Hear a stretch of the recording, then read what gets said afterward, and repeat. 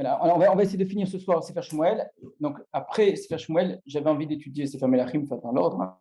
Mais on va faire une pause, un petit moment. On va étudier quelques Pirkei Tehillim, donc une étude de chaque fois un Pérec de Tehillim. Je vous expliquerai pourquoi j'ai fait ce choix-là. C'est dans une volonté, en vérité, vraiment d'étudier Sefer Shmuel et Sefer Melachim. Ça s'insère à l'intérieur, mais ça me paraissait important d'étudier quelques Tehillim. Alors, en vérité, on l'a déjà fait. Rappelez-vous, quand on avait étudié Sefer Shmuel, aux différents endroits de Sefer Shmuel où il y avait un lien avec Sefer Tehillim, parce que dans les Tehillim, on dit que ça s'est produit lorsque David s'est enfui devant Absalom, etc., etc. On avait étudié certains de ces Tehillim, presque tous, je pense, à mon avis, parce que tous les Mizmonim de Tehillim qui sont liés au Sefer Shmuel, on les avait étudiés, David et Bathsheba, etc., etc. Donc, d'une certaine façon, c'est la suite de cela. C'est-à-dire, après avoir étudié tous Sefer Shmuel, on va étudier d'autres livres de Tehillim, ceux qui sont particulièrement nommés au nom de David Amener. Vous savez que ce n'est pas le cas de tous ces Sefer Tehillim. Une partie des Mizmorim de Tehillim sont avec d'autres noms que David Amener. Beaucoup sont anonymes, il n'y a pas écrit qui est l'auteur. Et puis d'autres sont précisément les David Mizmor, etc., etc., etc., etc. D'accord ? Donc, on ne va pas tous les étudier, on en choisira quelques-uns. Donc, ce soir, ce qu'on va faire, c'est je vais vous présenter le plan que j'ai fait, qui reprend un petit peu tout ce qu'on avait étudié. Il y a quelques petits points qui mériteraient qu'on s'y attarde pour expliquer pourquoi j'ai un petit peu changé par rapport à la manière dont on avait étudié. On ne va pas tous les faire. Je vais vous présenter un petit peu l'idée générale. Alors, le principe est le suivant. C'est pour tout le Tanakh. Donc, c'est celles qui le connaissent déjà, c'est de la redite, je suis désolé. Pour les autres, c'est important. Quand on étudie un texte du Tanakh, à part de très rares exceptions, d'accord, vous n'avez pas un livre qui est composé d'un seul récit. Un récit, c'est-à-dire un texte, à travers la manière dont c'est présenté, à travers compris, c'est le début, il y a une introduction, il se passe quelque chose, un petit peu comme dans un conte, d'un élément perturbateur, et puis après, vous avez toutes sortes de moyens de résoudre un problème, une problématique, et puis finalement une conclusion. D'accord ? Ça, c'est un récit en gros, avec des formes très différentes, évidemment, de ce que je suis en train de vous dire. Là, c'est hyper caricatural. À part quelques livres, Megillat Ruth, par exemple, Megillat Ruth, c'est une histoire, c'est un livre, une histoire. Megillat Esther, qui est bien plus long, c'est aussi une seule histoire. Il y a des épisodes dans l'histoire, mais comprenez bien que le lecteur, à aucun moment, n'a l'impression, dans la simple lecture du texte, qu'on fait une pause, d'accord, et qu'on va passer à autre chose. On ne peut pas s'arrêter au milieu de Megillat Esther. Mais que ce soit assez long, c'est une seule histoire. On n'a pas Megillat Ruth et Megillat Esther, d'ailleurs, c'est probablement une des raisons pour lesquelles ce sont des Megillot. On peut difficilement lire un livre d'une seule traite sans bien se rendre compte qu'en fait, on a plusieurs récits. Sefer Shmuel, c'est un excellent exemple. Oubliez Sefer Shmuel Aleph, Shmuel Bet, c'est totalement faux. C'est un seul grand livre de Sefer Shmuel. Le découpage en prakim est un découpage très tardif, qui date du 11e, 12e, 13e siècle, d'accord, qui n'est pas juif en plus à l'origine. Donc, on n'a aucune raison, a priori, d'accorder de l'importance au découpage en prakim. Ça ne veut pas dire qu'il est absurde, celui qui a découpé en prakim. Il a lu le texte, donc il a essayé de donner plus ou moins un découpage en fonction des différentes histoires, d'accord ? Mais on ne peut certainement pas se fier uniquement à ce découpage. Ça aide, dans Sefer Shmuel en particulier, c'est bien, mais dans beaucoup d'endroits, ça fausse. C'est-à-dire vraiment, on se trompe. On a quelques exemples ici dans Sefer Shmuel intéressants, où un pasouk, il est au début d'un période. Si on étudie un texte, il est à la fin de l'histoire précédente. Quand j'ai appris à découper un livre en histoire, c'est ce qu'on va essayer de faire. En histoire, parce que d'habitude, ce sont des livres d'histoire, mais quand vous prenez la Torah, ça peut être des histoires, ça peut être des mitzvot, ça peut être des poèmes, ça peut être des listes, une généalogie par exemple, ça peut être toutes sortes de détails qui sont clairement des unités de texte. Donc, quel est l'intérêt de faire ça ? C'est qu'on n'étudie pas de la même façon un livre, pasouk après pasouk à la suite, comme ça, sans s'arrêter, que quand on prend du recul, et qu'on étudie maintenant un ensemble. Cet ensemble fait naître des questions et a fait apporter des réponses différentes de simplement le détail. Je sais pas pourquoi quelqu'un insiste beaucoup. Allô ? Oui ?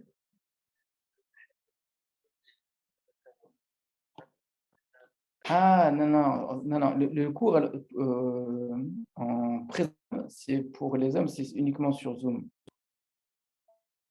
Désolé. Ah. Sur Zoom ou si c'est trop, on verrait au moins la vidéo de ce soir. Désolé. Ah, vraiment, vraiment, vraiment, vraiment, je m'excuse. Non, non, c'était pas du tout écrit, pas de enfant. Ouais, enfin. Non, il y a le mercade.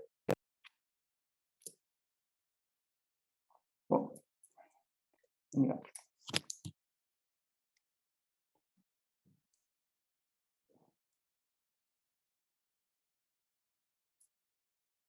On reprend. Donc voilà, c'est exactement la même chose que quelqu'un qui veut visiter un endroit, donc un lieu.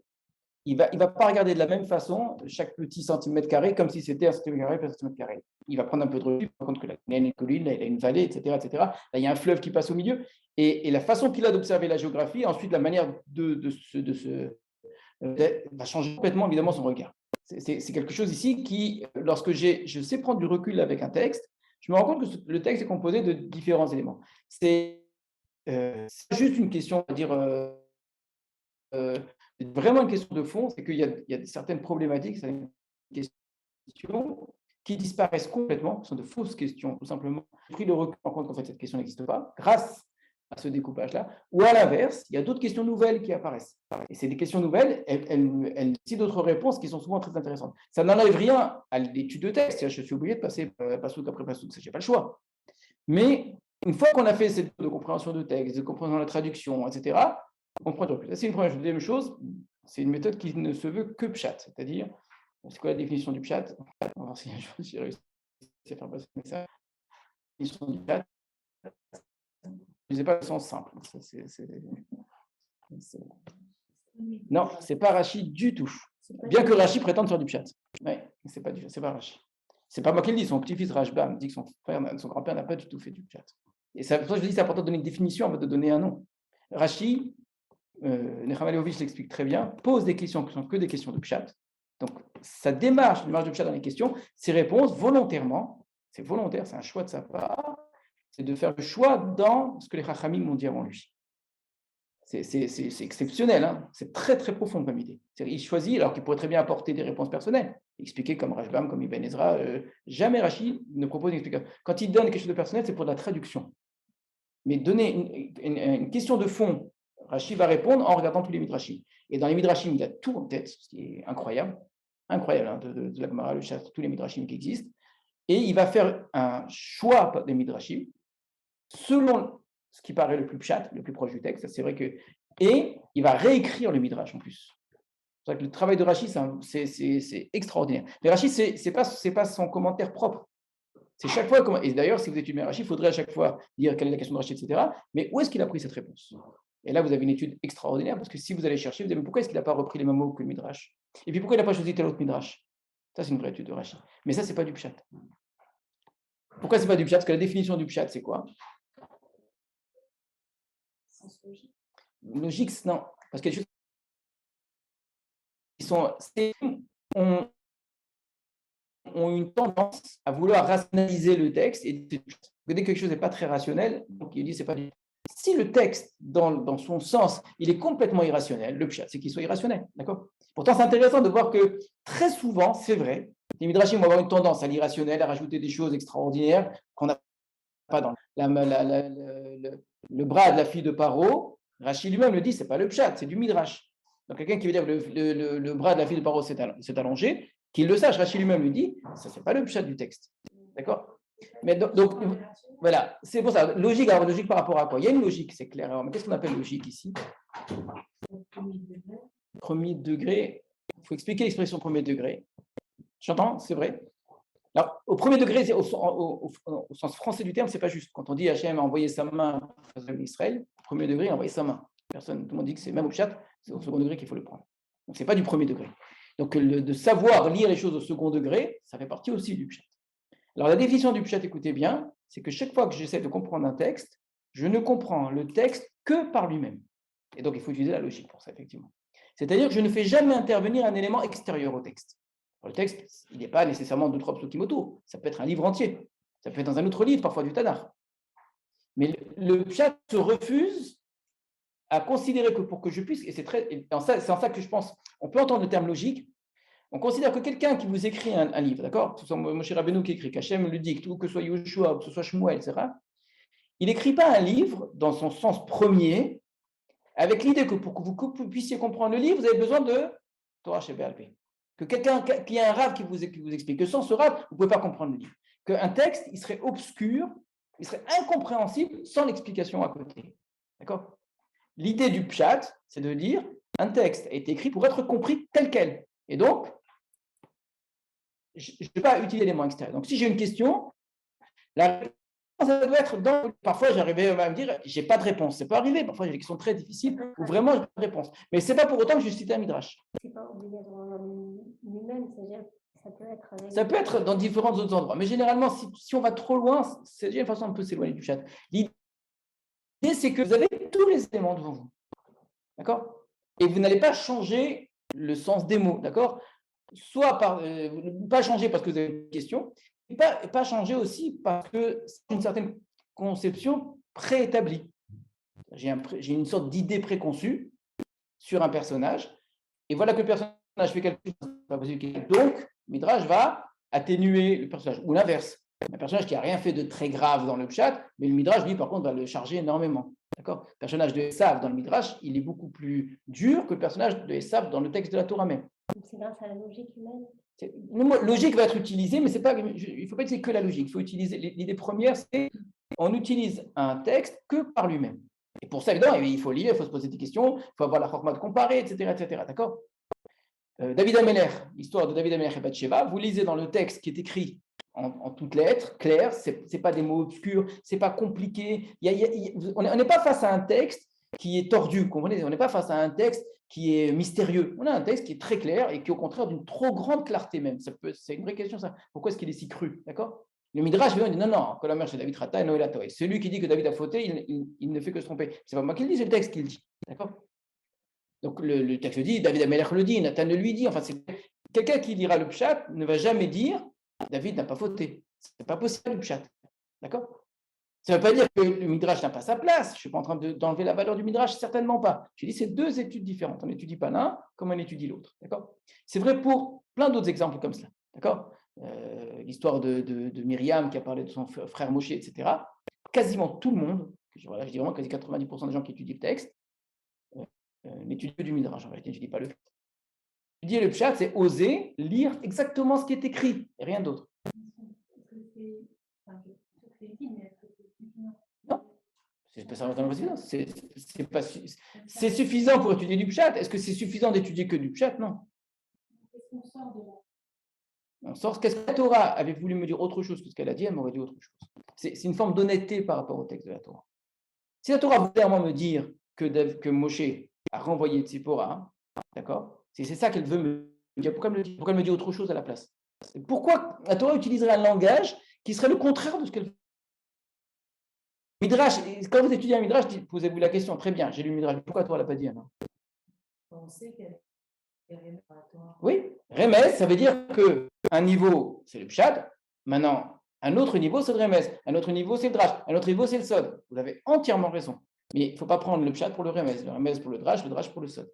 C'est-à-dire, il faut être au bon palier. Quelqu'un qui dit, moi, je veux étudier que du Remez, on étudie du Remez. Tu veux étudier du Sod, tu étudies que du Sod. Quelqu'un qui se met à étudier du Sod, il va beaucoup plus loin. On ne va pas commencer à dire, oui, non, le de la Torah, il dit autre chose. Il dit, mais tu ne sais pas lire, la Torah, à chaque mot, il renvoie des noms de Dieu, etc. etc. D'accord? Mais il a raison dans son domaine. Mais je ne peux pas étudier du pshat en imaginant que ce que je suis en train de dire, c'est le nom d'Hachem. Je ne comprends rien au texte.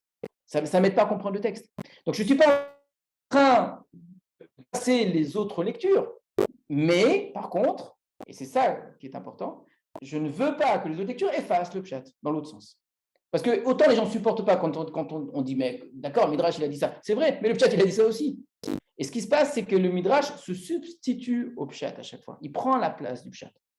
Très souvent, très très souvent. Rachid, très souvent, fait la remarque, attention, ça c'est du pshat, ça c'est du Midrash, etc. D'accord?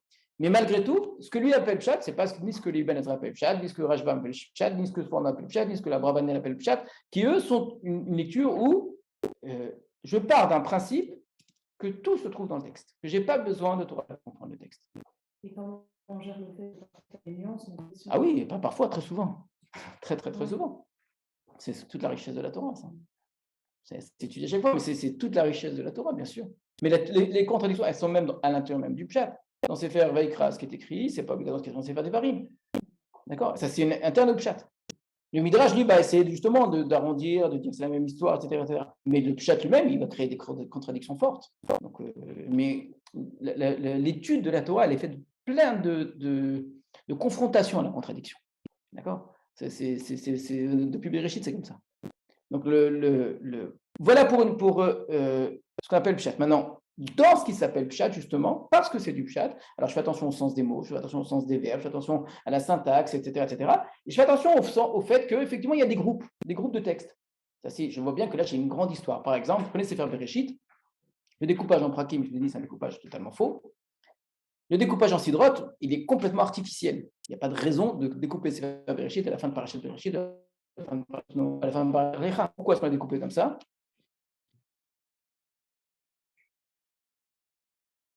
C'est complètement artificiel. Pourquoi on a coupé comme ça? Parce qu'il faut qu'on ait terminé la Torah en 1 an. Voilà. À l'époque où on lisait la Torah en 3 ans ou 3 ans et demi, les sidrotes étaient beaucoup plus petites. Voilà, c'est tout. Okay, donc c'est pas qu'entre-temps, une lecture de la Torah c'est la même. Mais puisqu'il faut finir en 1 an, il faut bien arriver à 52 parachutes, donc il faut bien découper. Alors c'est sûr, on essaie de découper plus ou moins des endroits qui ont du sens. Mais n'importe qui lit la Torah se rend bien compte que j'ai le récit de la création du monde, c'est une histoire. J'ai le récit du Maboul, c'est une deuxième histoire. J'ai ensuite des généalogies, d'accord, qui sont clairement découpées, c'est pas le même style, avec l'histoire de la tour de Babel. Ensuite, j'ai l'histoire d'Abraham. Alors là, on fait Bereshit noir. Et prenez l'histoire d'Abraham. Pourquoi vous allez vous arrêter à la fin d'Ertecha? Il n'y a aucune raison. D'accord? Alors, les Vaïra, Chaï et Sarah en grande partie, tout ça, c'est le même récit, c'est la même histoire. Elle commence, elle finit, elle est composée de plusieurs parties. Donc, c'est quelqu'un qui va lire la Torah avec un regard qui observe les montagnes, les reliefs, les vallées, etc., se rend bien compte que j'ai un ensemble de textes composé de plusieurs récits qui est l'histoire d'Abraham. Ensuite, l'histoire d'Yitzhak, qui est toute petite. Ensuite, l'histoire de Yaakov. Et quel intérêt de dire ça entre autres? C'est justement, une fois que j'ai ces 3 histoires-là, les 3 votes, de les comparer entre elles, la manière dont elles présentent, qu'est-ce qui se passe, etc. Pourquoi l'histoire de Yitzhak est tellement minuscule? Pourquoi est-ce qu'il y a des schémas qui se ressemblent? On retrouve le même schéma ici, ou bien des schémas qui sont différents, etc. Faire chez moi la même chose, il n'y a aucune raison de séparer. Vaïra et Bo, c'est les diplés. Pourquoi vous voulez mettre Vaïra 7? Aucune raison. D'accord? Donc c'est sûr que Vaïra et Bo, c'est un groupe. En vérité, chez moi aussi, c'est le même groupe. Voilà, ça c'est un exemple. C'est faire chez moi, donc une fois qu'on a expliqué tout ça, on va y arriver. Donc vous avez devant vous un plan que j'ai proposé. Donc moi-même, je ne suis pas ultra convaincu de mon plan, c'est-à-dire chaque fois sur un passeau qu'on peut discuter, on peut. Souvent, ça correspond au prakim, d'accord? Mais un exemple, regardez, tout début, l'histoire de Hana. Vous avez ce que j'ai appelé des parties, c'est un ensemble d'histoires, et puis les petites histoires. L'histoire de Hana, c'est le chapitre 1 en entier et le chapitre 2 jusqu'au verset 10. Voilà un exemple typique. Pourquoi vous avez 10 psukim qui se trouvent dans le 2e chapitre? C'est la Tfilat Hana. Pour quelle raison la Tfilat Hana, vous la mettrez dans le chapitre suivant, qui parle de l'opposition entre Shmuel et les enfants de Élie, et pas dans l'histoire de Hana? La Tfilat de Hana, c'est évident que c'est la fin d'une histoire qui est l'histoire de Hana. Elle se termine par cette Tfilat. Donc, il n'y a aucune raison de découper le chapitre. Celui qui a fait ça, il a fait, je ne sais pas pour quelle raison, il avait envie de commencer par Tfilat Hana, mais ce n'est pas logique. Et je vous le répète, c'est un chrétien qui a fait ça, donc vraiment, il n'y accordait vraiment pas du tout beaucoup d'importance à son découpage. Et pour lui, je ne sais pas, il n'a pas voulu mettre la Tfilat Hana dans l'histoire de Hana. Or, c'est évident que quelqu'un qui lit l'histoire de Hana, elle commence par un problème, une femme qui est stérile, etc. Elle se finit par une résolution, elle a un enfant, et par une prière. Donc, il faut finir avec la prière. Ensuite, vous avez une histoire qui est bien claire, un ensemble qui est bien clair composé de 2 histoires à la fois, l'histoire des enfants de Élie et l'histoire de Shmuel en parallèle. Voilà. Alors, pourquoi les... Mais la Tfilat Hana, il ne devrait pas venir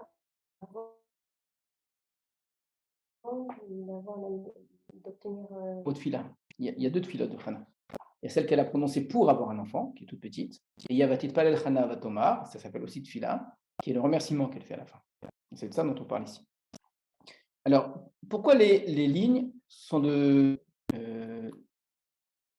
tailles différentes?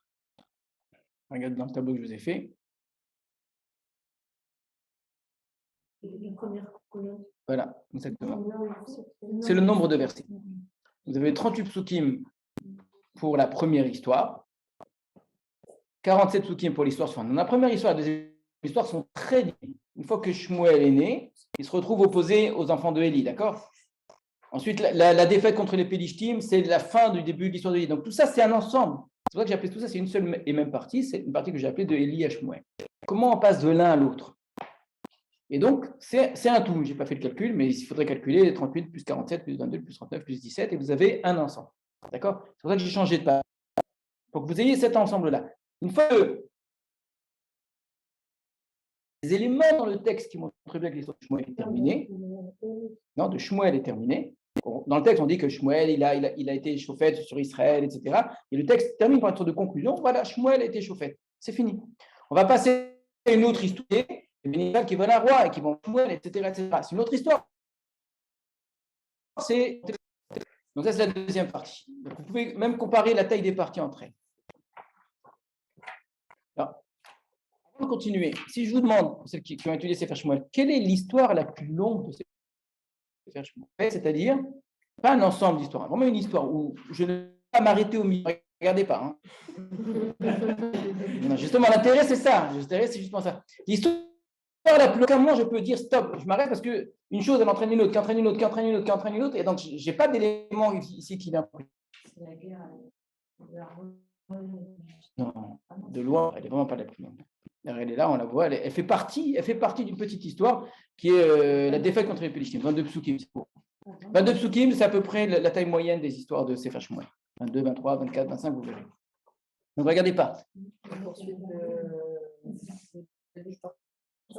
Puis on met tous ensemble, intéressant, mais clairement, c'est des récits différents, parce qu'à chaque fois, Shaoul s'en va. La poursuite, quand Shaoul poursuit David, c'est vrai que ça fait long, sauf que là, c'est clairement plusieurs récits. Qu'est-ce qui me permet de dire que c'est plusieurs récits? Vous avez des personnages, changement de lieu. Typiquement, quand vous avez changement de date, changement de lieu, changement des personnages, c'est que c'est un nouveau récit. Même si c'est des récits qui se ressemblent. Il y a plus forte raison en vérité quand c'est des séries qui se ressemblent. C'est pas le même. Quand j'ai une histoire avec un tout petit changement, c'est qu'en vérité, on n'est pas dans la même histoire. C'est qu'il faut répéter l'histoire. Et la répéter pour des raisons, je ne sais pas, dans l'histoire de David, qu'est-ce qu'il faut pour que. Mais une histoire, c'est-à-dire, je ne peux pas m'arrêter. David Bathsheba, c'est assez long. C'est assez long, regardez. Une fois David Bathsheba, c'est vrai qu'elle est assez longue.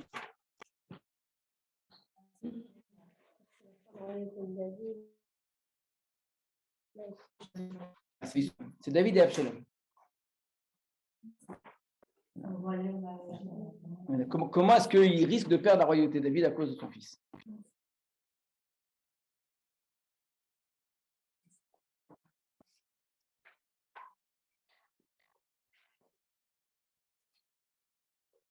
Donc l'histoire de David Bathsheba fait 58 psukim. C'est pas la plus longue, c'est parmi les plus grandes, mais c'est incomparable avec une histoire qui est énorme, par 30 psukim. D'accord? 130 psukim, c'est l'histoire d'Absalom qui se nomme roi, David qui s'enfuit, le conseil d'Achitophel, etc., etc. Il n'y a pas plusieurs récits là-dedans.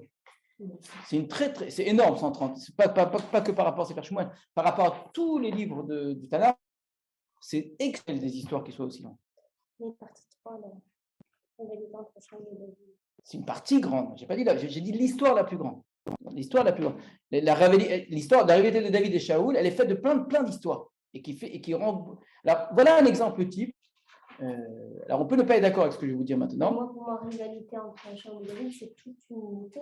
Oui, je suis d'accord. Et là, c'est toute une unité aussi qui est les crises dans la royauté de David, qui commence avec l'histoire de David et Bathsheba, l'histoire d'Amnon et Tamar, l'histoire d'Absalom, l'histoire de Sheva ben Bichri. Ça, c'est différentes histoires. Alors que là, la rivalité entre Shaoul, c'est encore plus de différentes histoires. Le massacre de Nob, c'est ça qui a tout. C'est plein de petites histoires. Quelle différence? C'est pas une seule histoire, c'est pas une histoire qui se continue.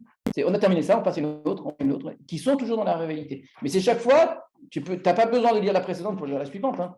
Tu n'as pas besoin de l'histoire d'Abigail et David, par exemple, pour comprendre l'histoire de Nob, et c'est des histoires qui n'ont rien à voir. Alors que là, non, là, je ne peux pas m'arriver quand Absalom prend la royauté, je suis obligé de dire que David s'enfuit. Je arrive au milieu, mais entre-temps, Absalom se prépare, Achitophel il arrive, etc. D'accord? Je suis dans une histoire qui 130 psukim, c'est très long. Vous avez l'histoire, il y en a très peu, hein. L'histoire de Yosef et ses frères, qui est une très grosse histoire, très grosse histoire, qui est difficile de couper, c'est un peu spécial, elle fait plus de 400 psukim. Et vous avez, pour les choses de Yaakov chez Lavan, qui fait 146 psukim. Mais c'est rare des histoires aussi grandes, hein, d'accord? Ou sinon, vous prenez évidemment, vous prenez Megillat Esther, je crois que c'est 147. Donc, c'est un livre en entier. Un livre, on s'en rend bien compte. Et même dites-vous que l'histoire de David et Avshalom, que ça, c'est Esther. Alors, ce que je vais vous dire maintenant, on peut ne pas, d'accord? Vraiment, la place qu'accorde le Tanakh à une histoire par le nombre de psukim, je ne dis pas que c'est le seul, mais c'est un élément important pour considérer la valeur d'un texte, c'est-à-dire son poids, comme ça, il y a une sorte de gravité. Alors, ce n'est pas le seul élément, parce qu'ils sont très courtes, mais qui sont considérables, parce qu'on se rend bien compte qu'il se passe des choses très très importantes à cet endroit. Il y a une toute petite histoire où Hachem parle à David, il dit qu'il sera. David va construire Beth Amikdash et Hachem va construire sa dynastie. Ce n'est pas très grand, et pourtant, ça change toute l'histoire de l'humanité jusqu'à aujourd'hui. D'accord? Mais malgré tout, pour des histoires, c'est-à-dire de plus ou moins de même niveau, vous vous rendez compte que l'histoire de David et Absalom, c'est énorme. C'est énorme. La Torah accorde énormément de détails. Elle aurait pu raccourcir en vérité. Et à l'inverse, elle aurait pu allonger beaucoup plus, je ne sais pas moi, une des histoires de David et Shaoul, l'histoire de David et Goliath, je ne sais pas quoi, si on veut vraiment raconter des détails. On raconte vraiment beaucoup de détails. Il s'arrêtait là, il lui arrivait ça. Il s'arrêtait là, il lui arrivait ça. Et puis il s'arrêtait là, il lui arrivait ça. Cette lenteur dans le texte. Et ensuite, quand il revient à la même chose, c'est une façon d'accorder une importance. Et nous, lecteurs, ça nous oblige à regarder les choses avec beaucoup plus d'attention. Dire attention, ça c'est un texte très important. Donc voilà un élément important. Donc on a des parties, et dans ces parties, évidemment, vous avez quelque chose qui est très comparable. Donc je prends tous ces Sefer Shmuel, très très comparable. Vous avez d'une part, donc les gros, si vous voulez, c'est l'établissement de la royauté de Shaoul, et ensuite les difficultés de la royauté de Shaoul. D'accord? C'est la partie la plus grande, hein, c'est la partie 3, rivalité entre Shaoul et David. Et avant ça, vous avez la royauté de l'établissement de la royauté de Shaoul. Eh bien, on a quelque chose qui est très comparable, qui est l'établissement de la royauté de David, et ensuite les crises à l'intérieur de la royauté de David. Alors, ce n'est pas de même nature du tout. Dans un cas, c'est un problème. Shaoul a fauté, et comme il a fauté, il a perdu la royauté, donc on a l'histoire de David qui se retrouve en parallèle. D'accord? Dans l'histoire de David, qu'est-ce qui fait passer la partie établissement de la royauté de David qui finit de manière extraordinaire où il veut construire Beth Amikdash, Hachem lui dit si je veux construire ta famille, etc. Vraiment, c'est l'apogée de David et Bathsheba. D'accord? Donc, on voit qu'on a un schéma qui est très ressemblant où vous avez vraiment l'établissement de la royauté avec le tout faux pour ça. Ensuite, comment cette royauté-là va être mise à mal? On peut dire la même chose, Élie et ses enfants.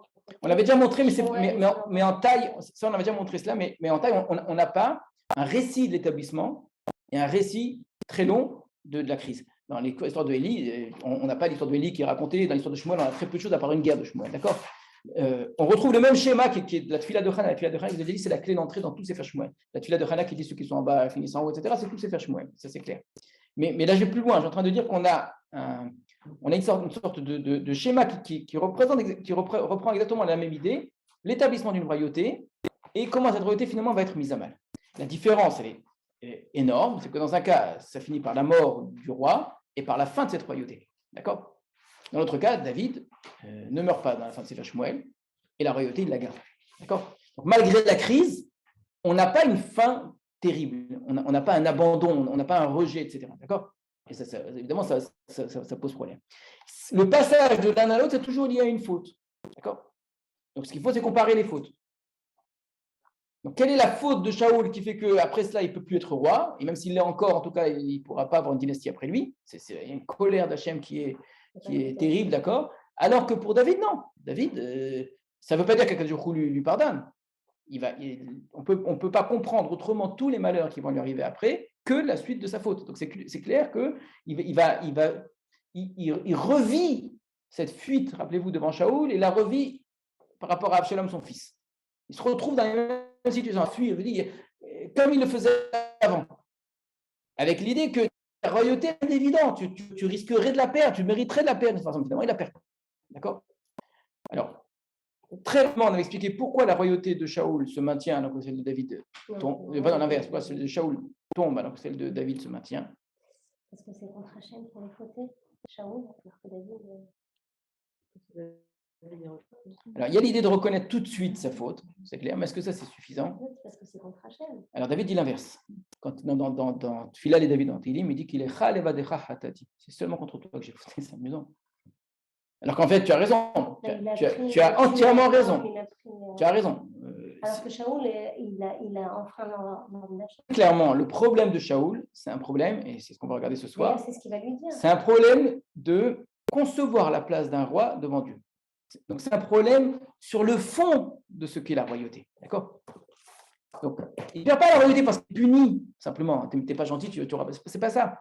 Tu n'es pas roi parce que tu ne peux pas être roi. Shaoul va lui dire une katana tabenecha. Entre autres, mais on va y revenir, mais surtout par rapport à Hachem. La faute de Shaoul, c'est une faute qui révèle son incapacité à régner. En tout cas, à régner en tant que roi d'Israël tel qu'Hachem le veut. D'accord? C'est une faute de fond, c'est-à-dire c'est une faute sur ce que c'est être roi.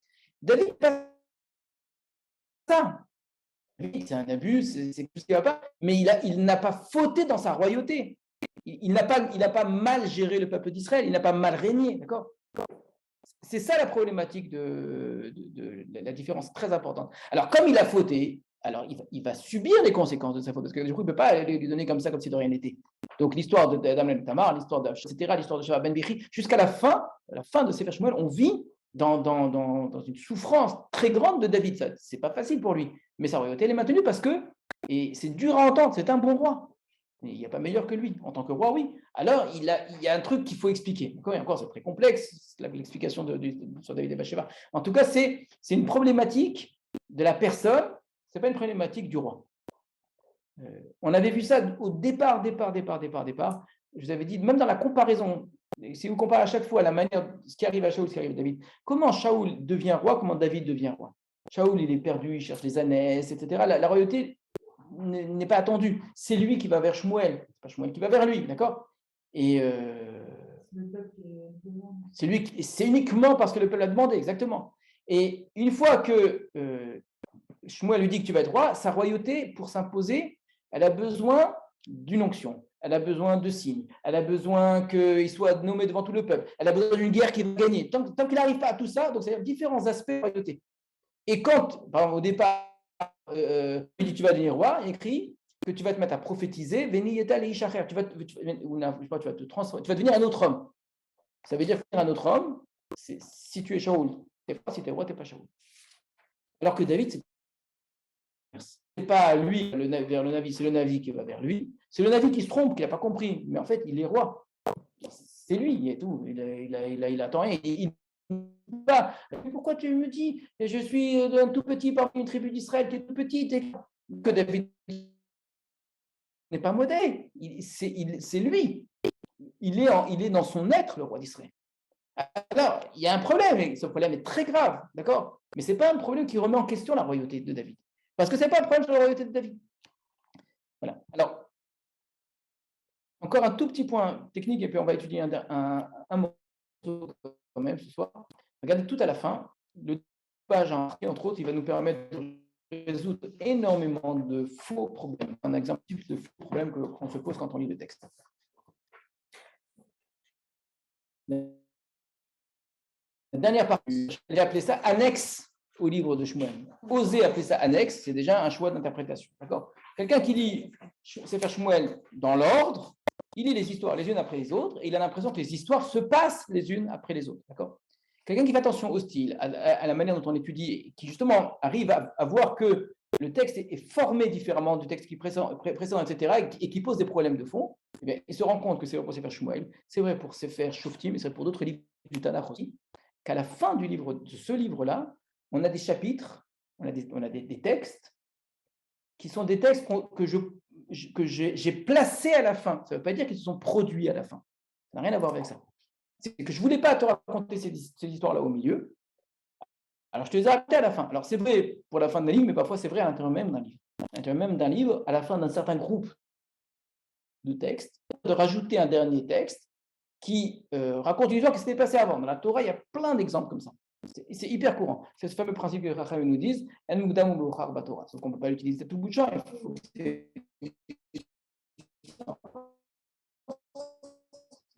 Comment? Les chirotes qu'on a Une Shira, par exemple, Shira, ici, par contre, on verra qu'il n'y a pas que des récits. Qu'est-ce que ça change? C'est que tout simplement, si quelqu'un lit ce texte, il dit, mais comment est-ce qu'on peut nous dire, de Sefer Shmuel, que David a acheté la grange pour à Yerushalayim, alors qu'en fait, il a voulu construire Yerushalayim des chapitres plus tôt? Il y a un problème là.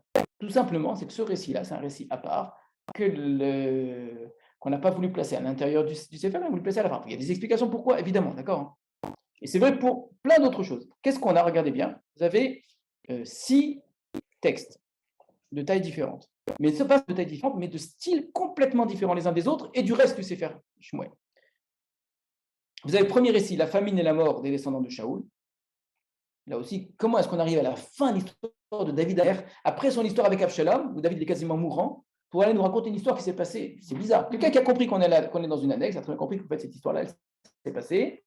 Après, ça fait Shmuel Aleph, c'est tout. Sauf que ce n'était pas l'endroit pour le raconter. Pourquoi? Alors, on avait dit utiliser, on va le refaire maintenant. Simplement, c'est que généralement, la réponse, elle est quasiment la même tout le temps. C'est que ça n'entre pas dans le sujet que j'ai étudié. La Torah, elle étudie par sujet. Si vous prenez les groupes, il n'y a aucune partie dans laquelle tu peux mettre cette histoire-là. Mais alors pourquoi il y a une nécessité de le... Parce que je veux que tu dises cette histoire. Parce que je veux... Peut-être qu'il y a eu la famine et la mort des descendants de Shaoul dans l'histoire. Si, savoir que David, il a tué les descendants de Shaoul alors qu'ils n'ont rien fait pour sauver l'honneur d'Hachem, c'est une sacrée histoire. Ça. On en sort très difficilement. Ils n'ont rien fait. Hein. Donc le Yom Avotel Banim, et Banim al-Avotam, il a fait ça et Hachem a été très content. C'est très très bizarre comme affaire. Hein. C'est une histoire très dérangeante en vérité. Hein. Pour une histoire bizarre, on ne sait pas ce que Shaoul a fait. Donc vous avez un récit, vous avez une famine. Quelle est la raison de cette famine? C'est une faute que Shaoul avait faite de son vivant et pour que David va faire payer à ses petits-enfants. Et grâce à ça, la famine s'arrête. D'accord? Ensuite, vous avez différentes petites guerres contre les Pélishtim, où en vérité le sujet principal, ce n'est pas David, c'est pour ça que c'est dans l'annexe. Les sujets principaux, c'est les héros de David.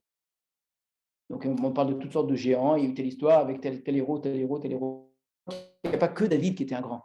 C'est parce que le livre, jusqu'à présent, c'était Élie, Shmuel, Shaoul, David. Mais de dire que dans l'armée de David, il y avait des gens très importants qui à eux-mêmes méritent une petite histoire, un petit peu comme les Shoftim, je te garde ça, je te le raconterai à la fin. Mais ça s'est passé quand? Les guerres contre les Pélishtim, etc., sont passées bien avant. Ensuite, il y a une prière de David, dont on s'était posé la question quand elle a été dite, cette prière de David, très très belle fila de David, très difficile, très très difficile. Elle ressemble beaucoup à Sefer Tehillim, mais elle est très complexe, très profonde, très mystérieuse. C'est une fila, donc c'est un style qui est un style poétique. Ensuite, ce qu'on appelle les paroles dernières de David. Paroles dernières, ça veut dire que ce que j'ai dit avant, ce n'était pas les dernières. Donc là, c'est vraiment ce qu'il a dit à la fin de sa vie. Paroles dernières de David. Une liste de héros. Alors là, c'est juste une liste. Voilà qui sont les héros de David. Et un tel, on donne des noms et des noms et des noms et des noms. Voilà, sans plus. Et enfin, l'épidémie et l'achat de Goren à Ravna. Donc il y a une épidémie. David contre les bénis Israël. À cause de ça, il y a une épidémie. Et ça se termine avec l'achat de l'endroit qui va servir au Misbéach. C'est bon? Si vous prenez ces 6 textes, vous remarquerez quelque chose qui est très courant. C'est qu'ils suivent un schéma symétrique. Regardez bien. Premier texte, la famine, c'est un récit, comme le dernier texte, c'est un récit, c'est une histoire. Alors qu'au milieu, vous n'avez pas d'histoire. Et non seulement que c'est une histoire qui suit le même schéma, une faute qui amène un malheur sur Israël, dans un cas, et en plus, là, dans un cas, la famine, donc l'épidémie, c'est pas très souvent ensemble, famine, épidémie. Donc, ce n'est pas toutes ces guerres dont on a parlé sans arrêt. Là, pour le coup, ce n'est pas des guerres. Et une conclusion. Donc, on a 2 histoires qui se font face, si vous voulez, qui sont de grands malheurs qui sont arrivés à Israël, indépendamment de tout ce que j'ai raconté dans Sefer Shmuel. C'est quoi les malheurs de Israël dans Sefer Shmuel? C'est les guerres. Guerre contre Pélishtim, guerre contre Ammon, contre Abraham, etc. D'accord? Surtout Pélishtim, guerre contre Amalek. C'était ça les malheurs. Là, ça n'a pas à voir. Une épidémie ou une famine, c'est des choses qui ne sont pas justement les guerres. Eh bien, ces choses qui sont l'épidémie et la guerre sont liées à des fautes. C'est ce qu'on nous en prend ici. C'est que dans cette période qui ont été des guerres, qu'on a gagné, qu'on a perdu, qu'on a gagné, etc., on a raconté, sachez qu'il y avait d'autres malheurs possibles, qui n'est que des fautes. Ça, placer un roi en Israël et qu'il y a un malheur, responsabilité. Et on donne volontairement 2 exemples, épidémie, famine. Très bien. Et chaque fois, il y a une solution, il y a une résolution. Prenez maintenant les 2 textes qui sont à l'intérieur. d'un côté les guerres diverses contre les Pélishtim et les géants, et à la fin la liste des héros, les deux textes ressemblent beaucoup parce qu'on vous parle de personnages dont on nous dit leur qualité, et qui ne sont justement pas David Ameller, c'est l'époque de David Ameller.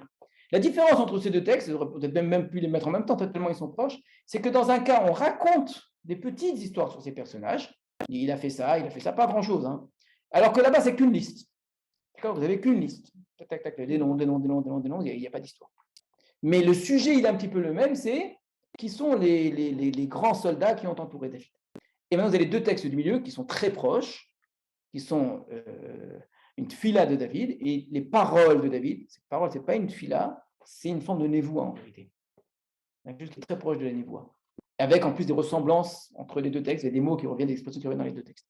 Donc vous avez on a une annexe, on a des qui n'ont pas leur place, si vous voulez, dans Sefer Shmuel, mais qui ont été placés, c'est clair, pour moi c'est évident, selon une certaine volonté ici d'organiser le texte. Puisque, justement, ils ne sont pas dans un ordre chronologique, les textes. Vous voyez, Sefer Shmuel, dans son histoire, c'est terminé avant ça, en vérité. Clairement, c'est terminé avant ça. Quand, finalement, David, Avshalom est mort, il a fini l'histoire, tout l'âme Israël est revenu chez David, voilà, c'est fini. L'histoire, à ce moment-là, est finie.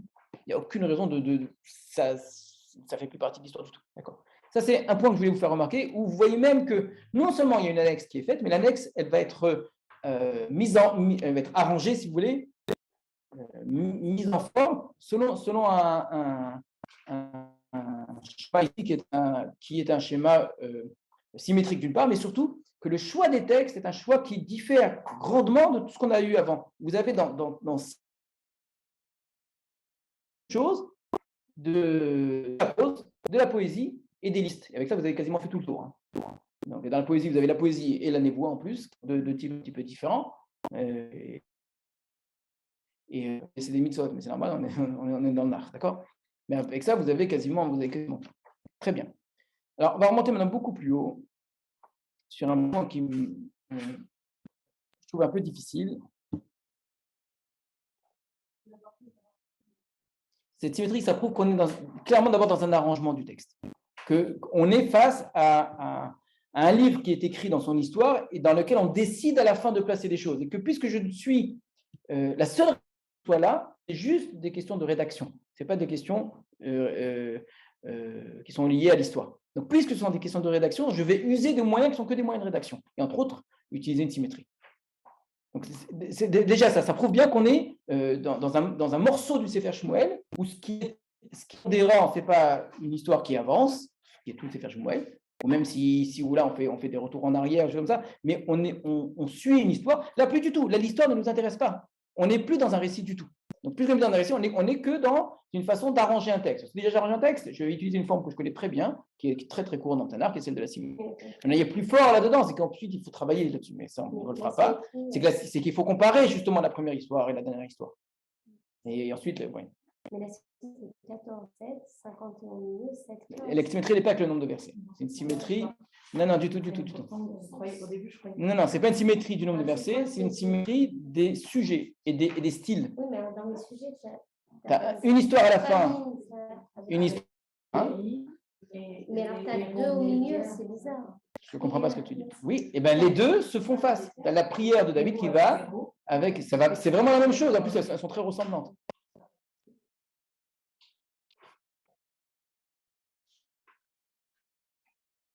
Alors, ta question est très importante, Camille. Ma réponse, elle peut paraître basique. Elle est basique, c'est-à-dire dans le sens que ça révèle qu'on est vraiment dans une forme de construction uniquement rédactionnelle et pas du tout au niveau du récit. C'est vraiment basique. C'est important de savoir ça parce qu'en apprenant ça, ça va t'aider beaucoup ailleurs dans Tanakh. Quand tu retrouveras les mêmes gens, tu te diras, peut-être qu'ici aussi, ce qui est important, c'est la rédaction du texte, le fait de placer des textes, et pas une histoire.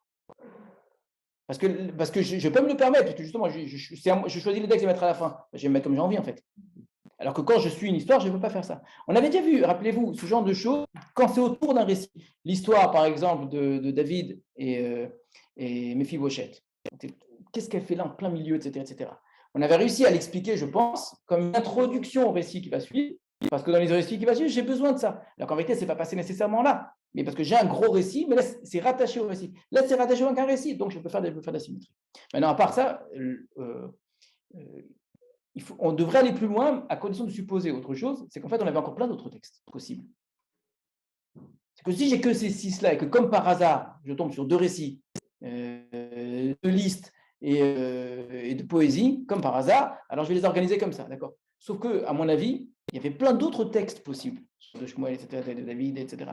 Et que le fait qu'on ait choisi ceux-là, c'est qu'en fait, il y a un jeu entre eux, d'accord? Entre l'épidémie et la famine, par exemple, ça signifie quelque chose. Rapidement, je vais l'expliquer, c'est les malheurs autres que les guerres. Et ça encadre ici le noyau de David Amelech.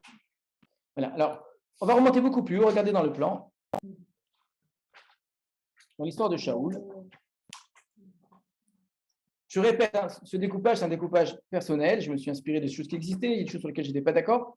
Mais ce découpage, il n'est pas dans le Tanakh. D'accord? Donc, puisqu'il n'est pas dans le Tanakh, ce que je vous ai dit pour les chapitres ou les 6 droites, vous devez dire la même chose que je dis. C'est moi qui ai eu cette idée-là, ça se trouve, je me trompe complètement. Donc, j'ai découpé en petits récits, j'ai découpé en parties, donc ça veut dire que et je découpe et je rassemble, mais vous n'êtes pas du tout obligé d'accepter mon puzzle. Alors, regardez dans l'histoire de Shaoul. La deuxième partie.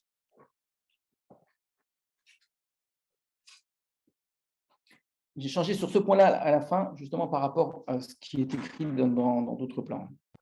Et entre autres le découpage en parties. Regardez bien. On va le faire par un roi. Et donc tout de suite, Shaoul va chez Shmuel. L'onction de Shaoul, une fois qu'il est chez Shmuel, qui cherchait les annexes, etc., les signes et les confirmations de sa royauté. On pourrait découper ici en vérité, mais bon, peu importe. Première guerre de Shaoul, victoire contre Nachash. Vous vous rappelez quand il avait envoyé dans tout Israël la division. Mais si, on regarde partie 2, établit la royauté de Shaoul. Non, mais là, c'est avec la victoire, vraiment, que sa royauté a été établie. D'accord, c'est un peu plus. Tout ça, je l'ai appelé établissement de la royauté de Shaoul. Ensuite, voilà, Shmuel revient à la charge, critique de la royauté par Shmuel, la règle du roi. Il va dire voilà ce qu'est un roi, etc. Les gens disent ah, ben, on ne veut pas dire non, c'est trop tard. Mais prie pour nous, ne vous inquiétez pas, je prie pour vous. Ensuite, préparation à la guerre contre les Pélishtim. Et là, il y a une première faute de Shaoul. C'est quoi sa faute? Il fait les korbanot avant que Shmuel n'arrive. C'est-à-dire qu'il n'a pas attendu Shmuel. D'accord. Et c'est présenté comme une faute. Donc il n'attend pas Shmuel et fait des sacrifices. Ensuite, dans cette guerre contre les Pélishtim, l'attaque de Jonathan, une victoire interrompue contre les Pélishtim, parce qu'on aurait pu continuer finalement, on ne va pas aller plus loin parce qu'Hachem ne veut pas répondre à Shaoul. Ensuite, on va désigner Jonathan comme étant à l'origine d'une faute. On pourrait très bien mettre le chapitre 13 et le chapitre 14 ensemble. Tout ça, c'est la guerre contre les Pélishtim. Sauf que c'est présenté plus ou moins comme disant, mais ça pourrait très bien aller ensemble. Et là, vous allez avoir des psukim dans le texte du Tanakh.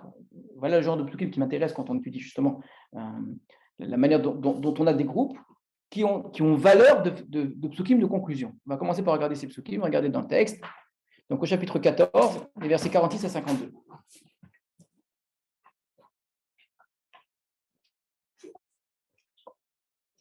Et ça va justifier pourquoi il y a une partie ici, alors qu'en fait, on continue à parler de Shaoul après, et il va y avoir la guerre contre Amalek après, etc.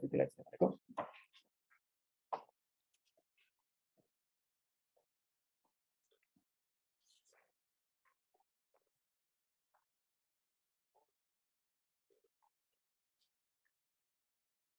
Donc, chapitre 14, le Dalet, 46 à 52, c'est-à-dire même vague à Nunbet.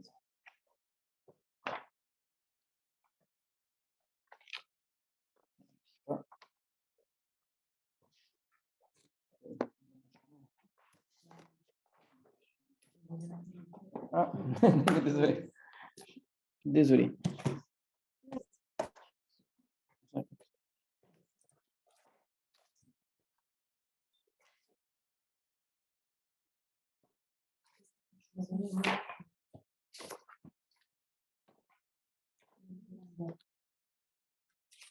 On veut raconter les Pélishtim, d'accord? On n'a pas raconté grand-chose de l'histoire de Shaoul en tant que roi. On a raconté 2 guerres. La guerre contre Nahash, qui est une toute petite guerre et qui en vérité n'a que comme seule valeur que de faire en sorte que sa royauté soit reconnue, c'est tout. Ce n'est pas encore une grande guerre. D'accord?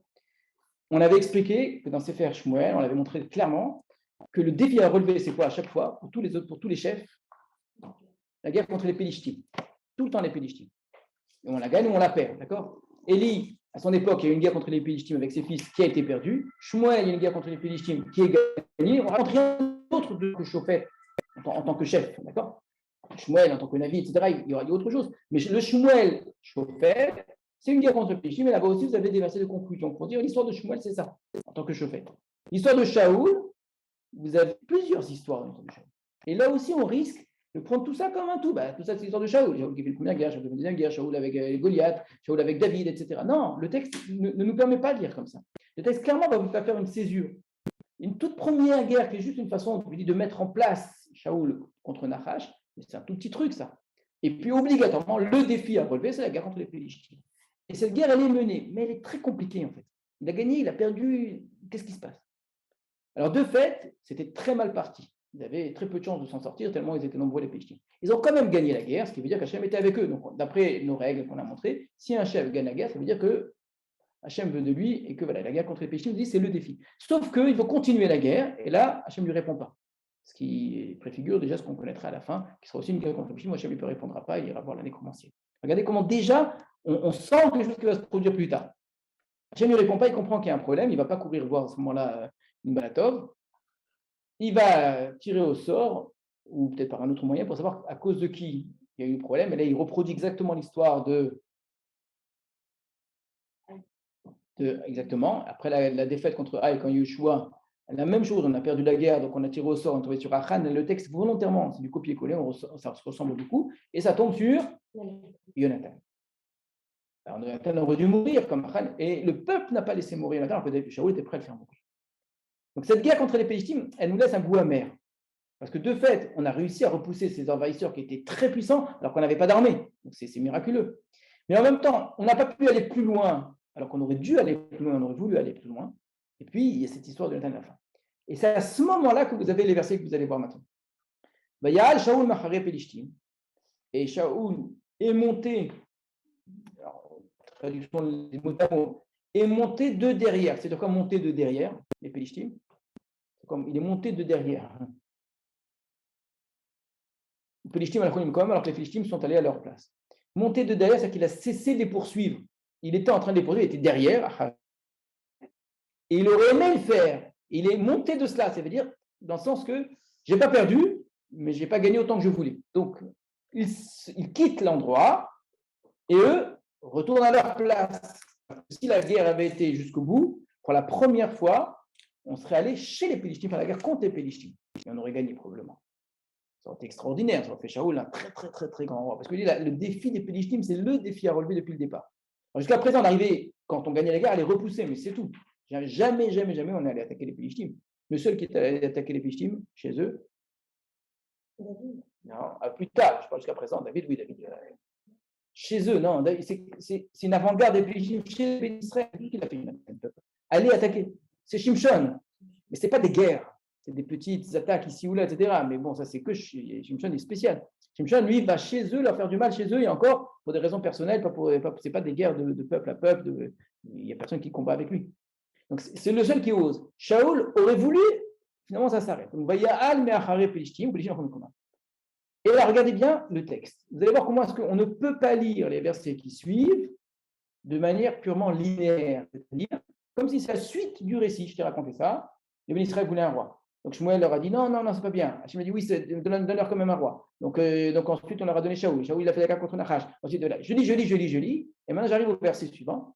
Mais Shaoul lachad amelucha à l'Israël. Shaoul a pris la royauté, au sens il a pris complètement la royauté sur Israël. Il a fait la guerre tout autour contre tous ses ennemis, contre Moab, où vivait Ammon, où vivait Edom, où vivait Malchet Sova, où vivait Pélishtim. On ne nous a pas raconté toutes ces guerres-là. Donc, c'est quel type de verset qu'on a par rapport à tout ce qui précède, très différent. On a un style de verset qui s'appelle en hébreu. Comment? Non, en hébreu, comment on appelle ça, ce genre de verset, où on vous dit très très vite plein de choses. C'est un klal. Avant, on avait un prat, on détaille. Là, ça s'appelle un klal. C'est une règle générale. C'est une autre façon d'écrire, d'accord? On aurait pu nous raconter cette guerre contre Ammon et cette guerre contre Edom. Il s'est passé des choses sûrement, d'accord? On ne raconte rien. Uvechol asher ifne yarshia. Et là où il allait, yarshia.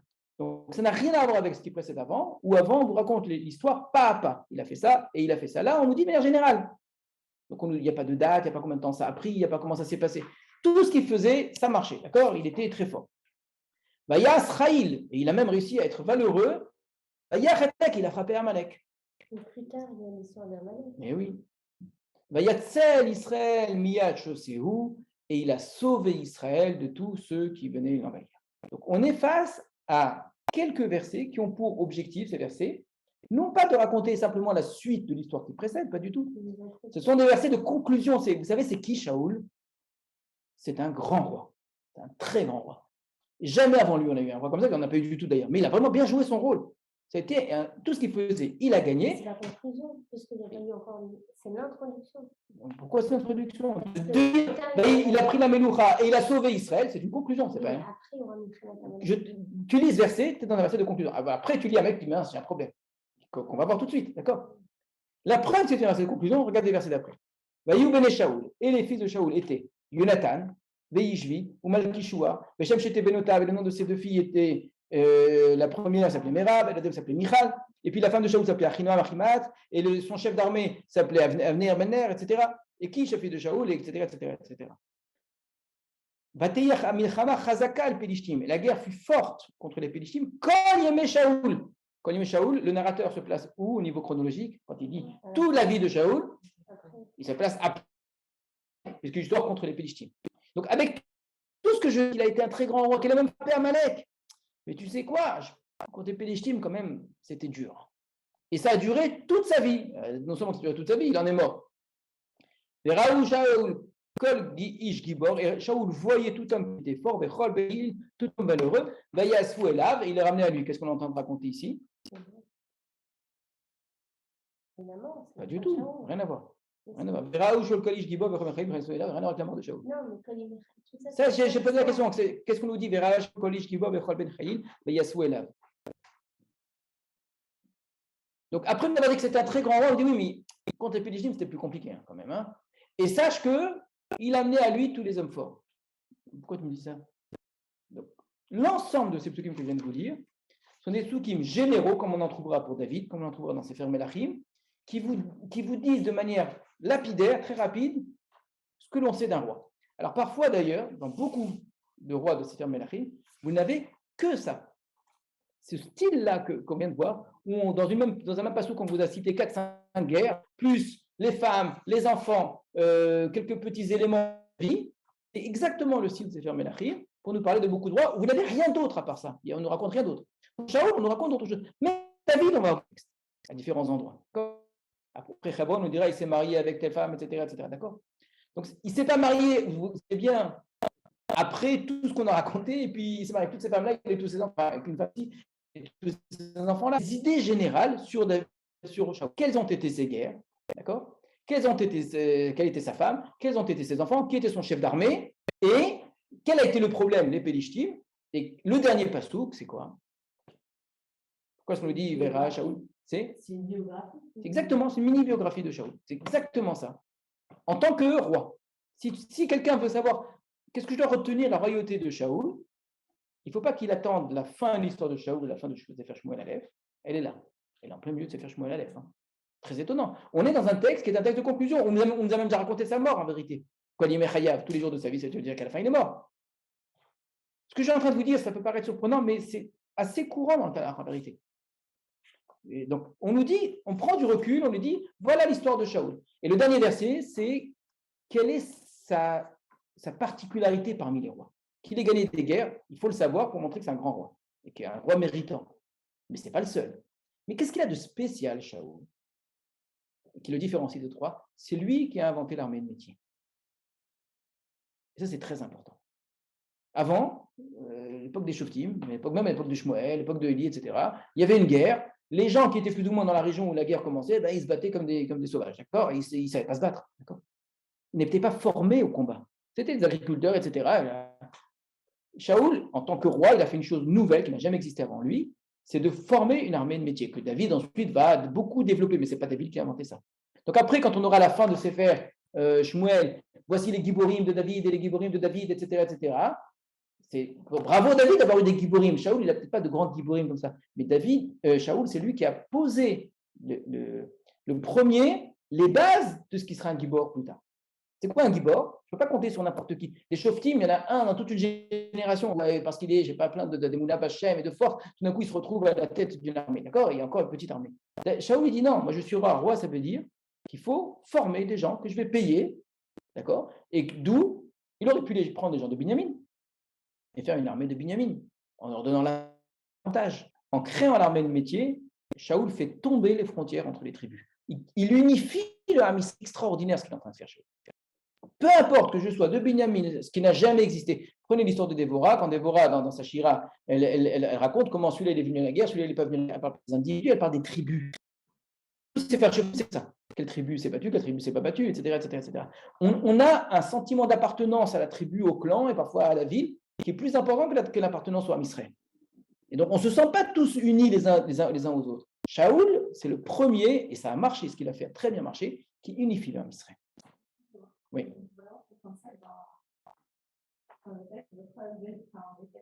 Ouais.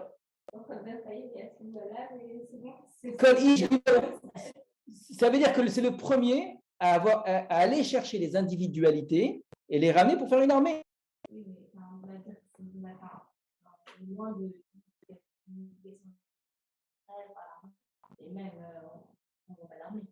Si, clairement, tu as une armée. Et puis après, comme on a déjà vu avant, ça, il n'a pas fait après les guerres qu'on a vues. D'accord? C'est quelque chose qui va se faire petit à petit durant tout ce temps-là. Ce n'est pas juste qu'il a fait le premier jour. Et c'est ça qui va faire dire, la spécificité de Shaoul. Pour d'autres rois, on dirait autre chose à la fin. C'est à son époque qu'on a trouvé quelque chose. D'accord? Ce qui fait de Shaoul, que d'autres après ne feront que reprendre, c'est là. Et c'est ça qui va faire l'armée, bien évidemment. Et c'est ça que tu verras à l'époque de Avner. Avner, il ramènera les gens. Parfois, la seule fois, on dira tant de personnes d'Arm Israël et des gens de Yehuda.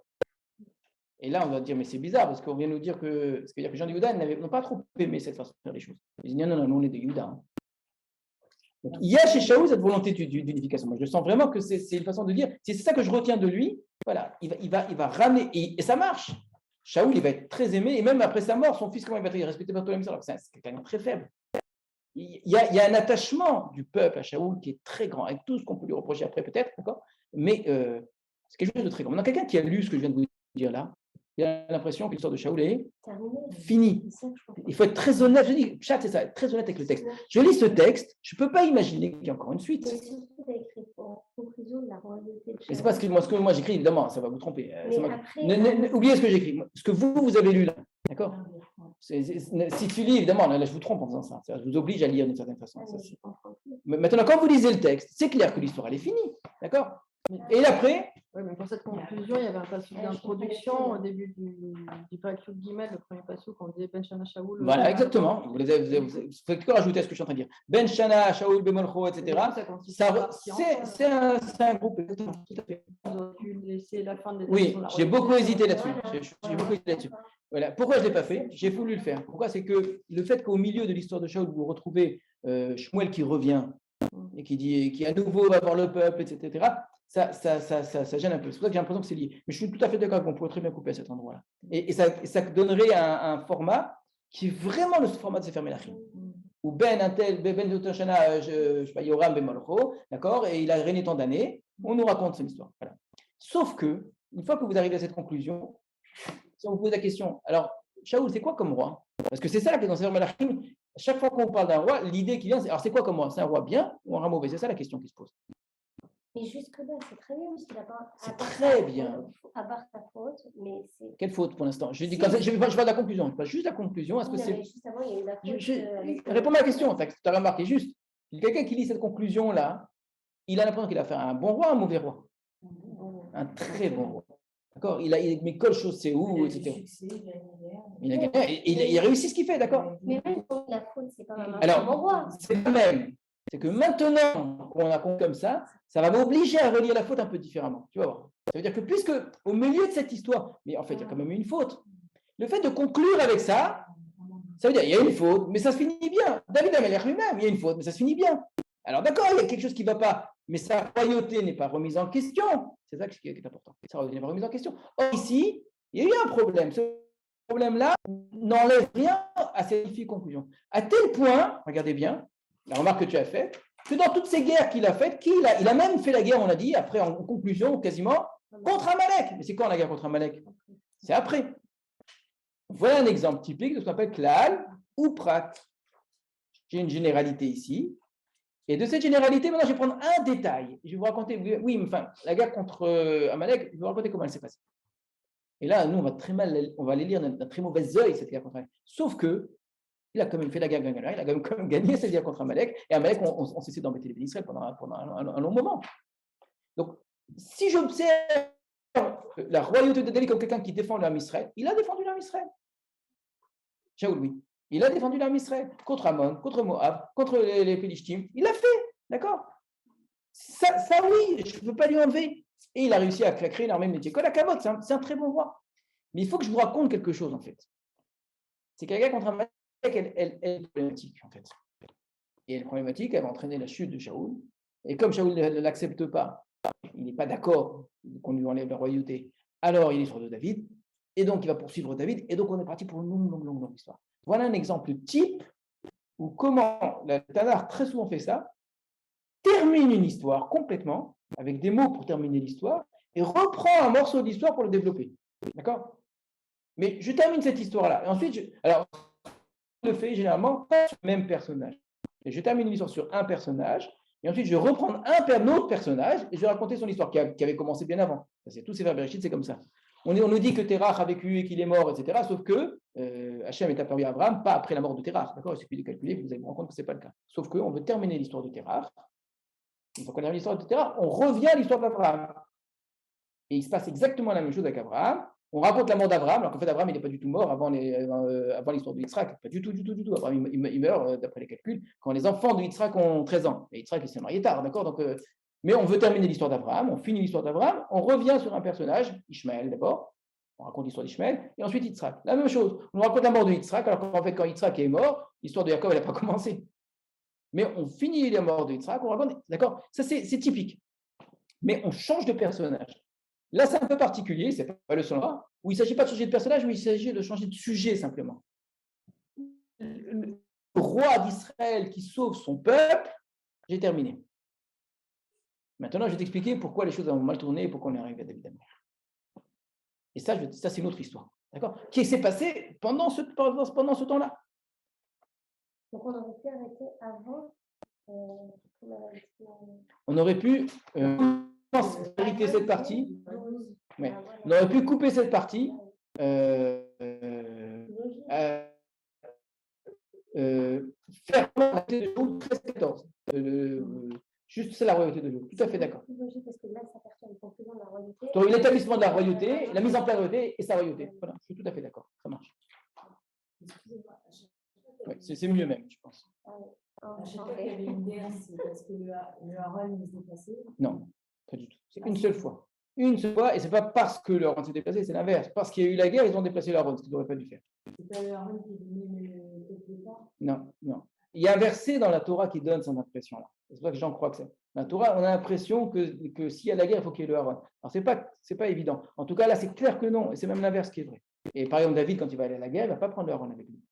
Donc, au contraire, il va s'enfuir, il va dire que le Haron est resté à Yerushalayim. Donc, il répare un peu la faute qui a été faite. Donc, bon, ça, c'est une question en tant que telle. C'est effectivement, on a l'impression que la Haron doit aller à Oui, mais là où il n'est pas nécessairement arrivé le Haron, c'est pas obligatoire. Et puis, on n'était pas obligé d'interroger à l'endroit de la guerre. On peut interroger à un endroit. Avant d'aller à la guerre, Normalement, oui. Normalement, oui. C'est vrai. Ça, oui. C'est pas toujours raconté. C'est une demande d'Hachem d'aller en guerre. Tout à fait. Tout à fait. C'est pour ça que si un roi gagne la guerre, c'est qu'Hachem est avec lui, ça veut dire qu'il n'a pas fauté. Normalement. Et chaque fois qu'il allait en guerre, il s'est soumis à la décision d'Hachem. S'il l'a bien fait. Alors, le problème de Shaoul, c'est que oui et non.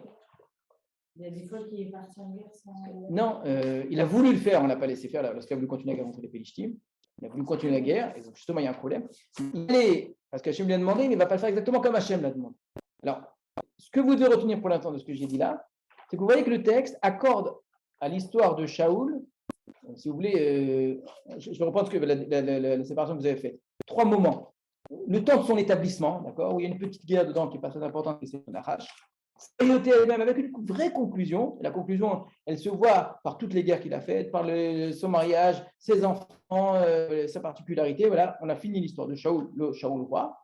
Et ensuite, vous avez les problèmes en vérité de la royauté de Shaoul. Ces problèmes de la royauté de Shaoul sont des problèmes qui sont liés avec la guerre contre Amalek, qui sont liés avec la manière dont il va se comporter avec David, etc. D'accord? Un ensemble, oui. C'est quoi l'intérêt de ce procédé narratif en général? Parce que moi, je vais parler d'Abraham. Alors, le procédé, ça sert souvent d'abord à clore un sujet, à finir un sujet. On n'est pas en train de faire des analyses qui s'est passé chaque jour, à chaque heure. On préfère étudier par sujet. C'est important quand on étudie par sujet, parce qu'on a des questions qui sont des questions générales, qui ne sont pas des questions justement de détail. Or, ces questions générales, je me trompe si je n'ai pas compris où commence un sujet ou termine un sujet. Entre autres, ici, qu'est-ce que ça m'apprend? C'est que quel est le regard, qu'est-ce que le nar veut que moi je sache au sujet de Shaoul? Il me raconte une histoire, pas pour me raconter une histoire, d'accord? J'ai un message à apprendre. Qu'est-ce que je dois apprendre de Shaoul en fait? Alors, celui qui lit l'histoire rapidement, qui n'observe pas ce que je viens de vous montrer, il termine sur une histoire, mais alors plus que méprisable, minable de Shaoul. Il termine avec par terre, complètement affalé devant une nécromancière qui lui donne à manger d'un animal qui a peut-être servi la Vodazara. Enfin, c'est vraiment minable comme fin. Et il est tué par un Maléki. Enfin, c'est horrible. Cette fin-là, elle salit Shaoul terriblement. Mais alors, si je lis l'histoire comme ça, bah, c'est la conclusion. Bah, voilà ce qu'il reste de Shaoul. Or, le texte, ça fait très attention. Non, je ne veux pas que tu lis l'histoire de Shaoul comme ça. Je veux que tu entendes à quel point Shaoul, c'est un très grand roi, un très bon roi. Et je te le dis, et je fais une conclusion. Ça y est, c'est fini. Alors, il a un problème, Shaoul, d'accord, qui est lié à son rapport. C'est un vrai problème avec la royauté. Ça ne l'a pas empêché d'être un bon roi, mais il a un problème avec la royauté. Son problème avec la royauté fait qu'il a fait une guerre contre Amalek. Son problème avec la royauté fait il a mal fait la guerre contre Amalek. C'est qu'il a pas accepté la place de David. Il a tué la ville de Nov, d'accord? Il allait voir la nécromancienne. Ce n'est pas plein de petits trucs. C'est un problème général. Tous ces problèmes-là, en vérité, c'est le même problème qui prend des formes. C'est des symptômes différents de la même maladie, si vous voulez.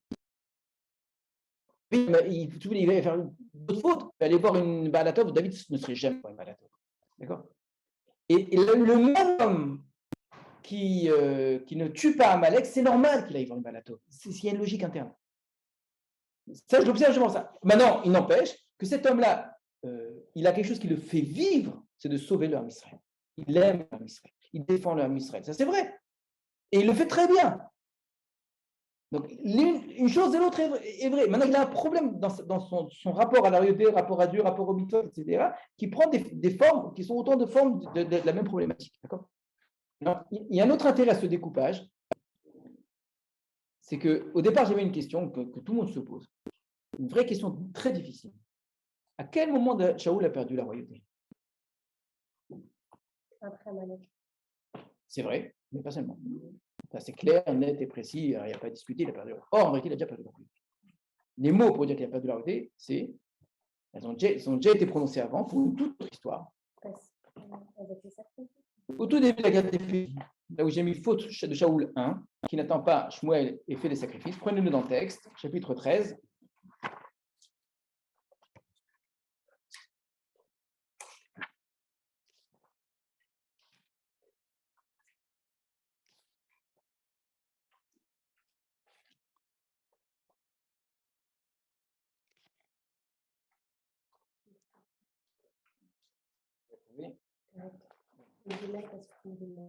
Exactement. Shmuel el Shaoul. Écoutez bien les mots. Vous ne connaissez pas la suite du temps. Vous lisez la Torah, le texte pour la première fois. Vous venez de voir que Shaoul, il fait les choses bien. Hein, jusqu'à présent, il a été nommé. Il vient à peine d'être nommé comme roi. Hein. Shmuel el Shaoul. Shmuel dit à Shaoul, Niskalta. Tu étais stupide. Tu n'as pas observé la mitzvah d'Hashem ton Dieu, Asher Tzivar qui t'a ordonné, qui a attaqué, car maintenant, Chin Hashem et mamlartecha et Israël adolam. Hashem avait établi ta royauté sur Israël pour toujours, c'était ça qui était prévu. Ve'ata, mais maintenant, mamlartecha lo takum. Ta royauté ne se maintiendra pas. Bikesh Hashem Hashem va se chercher un homme selon son cœur, donc il veut quelqu'un d'autre. Il savait où Hashem est Nagid, Hashem va leur donner, le nommer comme chef sur son peuple, qui loge à tête Hashem. Donc, qu'est-ce qu'on entend au bout du Navi? Shmuel, il a clairement dit, il a perdu la royauté. Déjà. Alors, vous avancez dans l'histoire, on arrive à l'histoire d'Amalek. L'histoire d'Amalek, on la connaît, il a fait la guerre contre Amalek, mais il n'a pas tué Agag, il n'a pas tué une grande partie des bons animaux, etc. Quand Shmuel lui demande de détruire Amalek, il fait le lien. Cette fois-ci, il ne fait pas l'erreur. Ça veut dire qu'on voit bien le lien entre les deux histoires. Que la dernière fois, il n'avait pas perdu la royauté. Mais il écrit, je dis encore une fois, là pour l'instant, qu'est-ce qui est écrit? Je dis, là, quelqu'un qui a lu ça, pour lui, Shaoul, il a perdu la royauté, ça y est. Est-ce que Shaoul, d'ailleurs, se défend? Il dit, non, Shmuel, je t'en supplie, ne fais pas un truc pareil. Prie Hachem pour moi. Est-ce qu'il dit, ah, j'ai fait une bêtise, je regrette? Il n'y a pas un mot. Il entend, Hachem va choisir quelqu'un d'autre, d'accord? La royauté ne se maintiendra pas, c'est clair. Il n'y a rien, il n'y a pas un mot. Il n'y a pas un mot. Il y a suite de la guerre. Parce qu'on est en plein milieu d'une guerre, en vérité. Il lui dit ça parce qu'il n'a pas attendu. Mais bon, maintenant, il faut se battre. Donc, d'accord, tu as raison. Bon, exactement. Donc, ce moment-là, c'est un moment urgent. On est dans l'urgence, les Pélichtim sont en face, les gens sont en train de partir de partout, et Shmuel, il vient, il est en train de faire des reproches. D'accord, mais bon, il faut se battre. Et il va se battre. Et il va gagner, etc. Très bien. Plus tard, on nous dit, ce qu'on a vu, la conclusion, la royauté de Shaoul, c'était un très grand roi, un très bon roi, il a fait toutes les guerres, dont la guerre contre Amalek, et voilà, c'est bien. On a terminé. Et maintenant, on va nous raconter la guerre contre Amalek, on nous la raconte. On nous la raconte, on a dit un mot, maintenant on nous la raconte clairement. Et dans cette guerre contre Amalek, ça termine très mal. Pour Shaoul, en tout cas. Je suis au Pérec Tedvav, 15.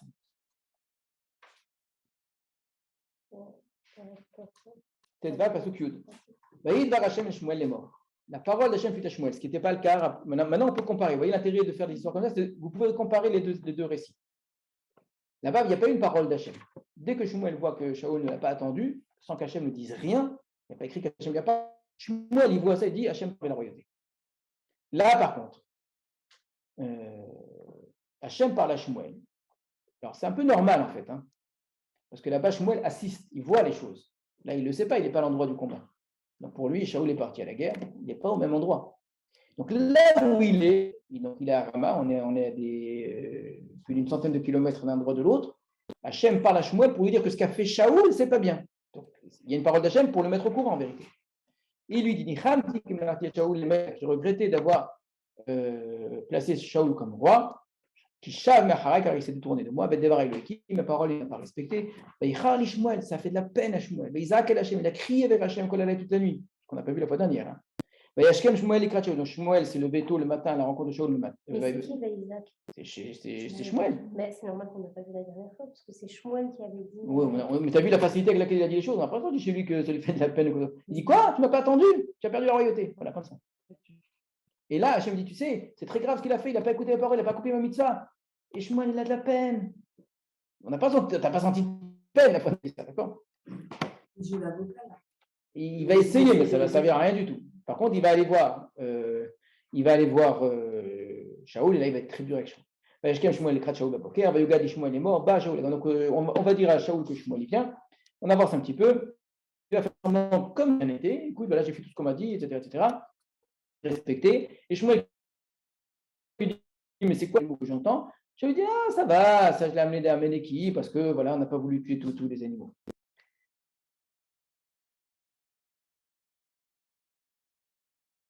Là, il y a ce que Hachem a dit. Shmuel lui dit, vas-y, pars. Shaoul lui dit, pars. Va Shmuel, je suis pas. Allô, n'est-ce pas? Tu es petit à tes yeux, Rosh Israël, tu as tué le chef des tribus d'Israël. Hachem t'a nommé comme t'as oint pour être roi sur Israël. Et il t'a envoyé de ce chemin, etc. Et tu n'as pas respecté ce qu'il a dit Hachem. Et Shaoul insiste, il dit, mais non, pas du tout, j'ai respecté. D'accord? Shmuel, Hachem il dit, mais c'est quoi? Ça ne t'intéresse pas ce sacrifice. Il peut faire toute sa parole, tu n'as pas écouté ça. Alors, j'ai fauté. qui a vardi et pi Hachem. Donc voilà, il regrette un petit peu, qui a arrêté Etam, car j'ai craint de ce que le peuple disait. Accepte ma faute, je me propose un de Hachem, je ne reviendrai pas. Qui m'a asté d'avoir Hachem, tu as méprisé la parole Hachem, Asra Hachem Yot Melech à Israël, Hachem te méprise d'être roi, tu ne seras plus roi sur Israël.